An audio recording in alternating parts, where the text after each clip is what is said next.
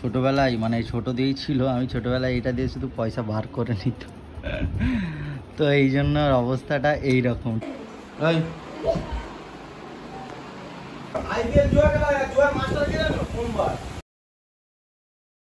Hello everyone, welcome back. তো চলে এসেছি আর একটা ব্র্যান্ড নিউ ভিডিও নিয়ে। আর এখন আমি বেরিয়ে পড়েছি বাড়ি থেকে, চলে যাচ্ছি সোজা কলেজে। আর যা গরম পড়েছে ভাই, কি বলবো, গরমের অবস্থা জানা, পুরো রোদে একদম গা হাত না জ্বলে যাচ্ছে, মানে জ্বলে পুরো ছাই হয়ে যাচ্ছে। ঠিক আছে, তো চলো বেশি কথা বলবো না, এখন সোজা যাওয়া যাক কলেজে। তো গরমে পড়তে পড়তে চলে এসেছি সোজা কলেজে। আর এসে দেখছি ভাই একটা মানুষজন কেউ নেই। ঠিক আছে, আমাদের যে কী করতে মানে কলেজে ডেকেছিল ভাই, আমি নিজেই ভাবছি এবার এখানে বসে বসে আমি একা বোরিং হচ্ছে। আর এখানে একটা কিংয়ের বোতল নিয়ে নিয়েছি, কারণ খুব গরম, তো তাই একটা ঠান্ডা পানি নিয়ে নিয়েছি। তো তারপর ফাইনালি আমার দোস্তদেরও ক্লাস ছিল অ্যান্ড তারাও এসে গেছে। তো দেখতে থাকো। তো গাইস এখন আছি আমরা হচ্ছে হোটেলে, আর এই আমার সঙ্গে দুজন আছে। আর এটা আমাদের কলেজের ক্যান্টিন। এটা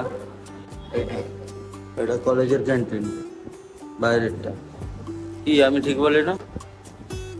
এখন খাওয়া দাওয়া করবি, কেউ হয়তো খাবার দিতে আসছে। ঠিক আছে, এই করে আওয়াজ করলো, দেখা যাক খাবার দেয়। তো আমরা কলেজ থেকে বেরিয়ে পড়েছি আর এখন সোজা যাচ্ছি বাড়ির দিকে। ঠিক আছে, খুব গরম, চলো একবারে বাড়িতে গিয়ে দেখাচ্ছি। আপাতত টাটা।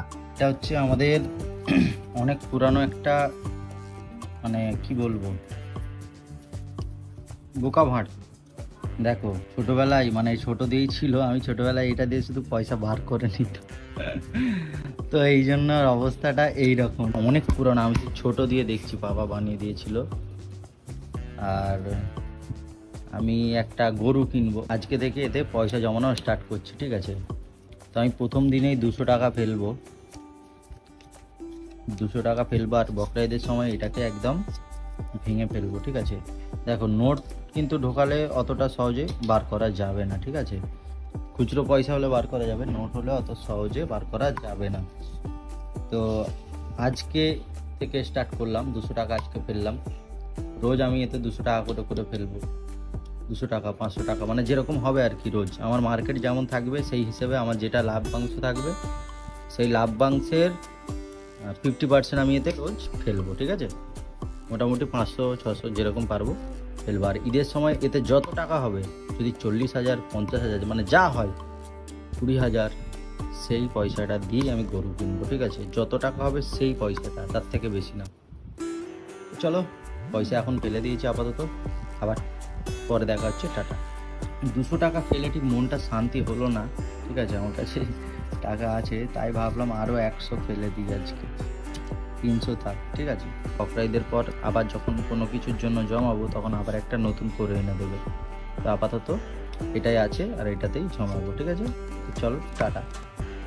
তো গাইস এখন আমাদের আম খাওয়া হচ্ছে।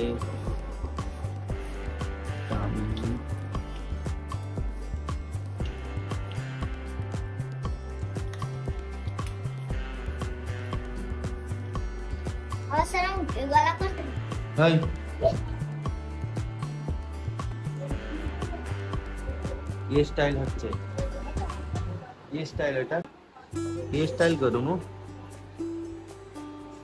আরে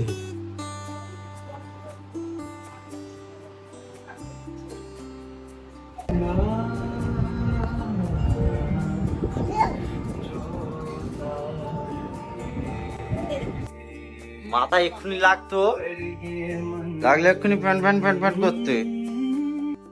আমি এখন যাবো হচ্ছে চুল কাটতে, কারণ আমার চুলটা অনেক বড় বড় হয়ে গেছে।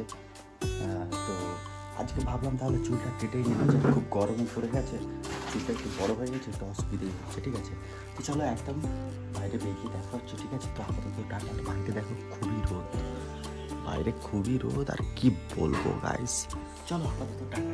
তো দেখো তারপর আমি চলে আসি একদম 3টের সময় এখানে চুল কাটতে। আমার একটা ছোটবেলা থেকে প্রশ্ন ছিল যে যারা সেলুন চালায় তাদের চুল কে কাটে। তো আজকে ফাইনালি আমি দেখতে পেলাম যে এরা দুজনেই কিন্তু সেলুনওয়ালা, মানে একজনের চুল আরেকজন কেটে দিচ্ছে। তো সবার কনফিউশন যদি এই বিষয়টা নিয়ে থেকে থাকে, আশা করছি আমি ক্লিয়ার করলাম সবার কনফিউশন, কারণ আমার নিজের কনফিউশন ছিল এটা নিয়ে।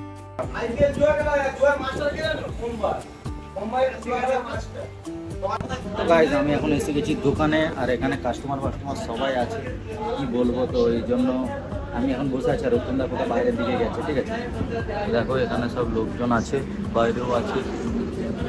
আর এখানেও আছে। আর এখানে এই পাখাটা চলছে, এই একটাই যা পাখা ভাই, ঠিক আছে। চলো দেখা যাক কি হয় না হয়, সবই দেখাবো।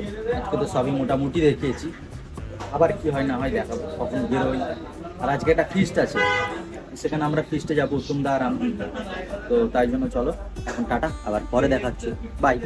তো ফাইনালি উত্তমদার আমি এসে যাই একদম ফিস্টে। আর এখানে এসে দেখো আমরা মানে আমাদের খাওয়াও প্রায় শেষ হয়ে গেছে, ঠিক আছে। আর এটা রাজুদার গ্যারেজে এসেছি। তো চলো ভিডিওটা এতটাই, ভিডিওটা ভালো লাগলে like comment share and subscribe করতে ভুলবে না। সকলে ভালো থেকো, সুস্থ থেকো, টাটা।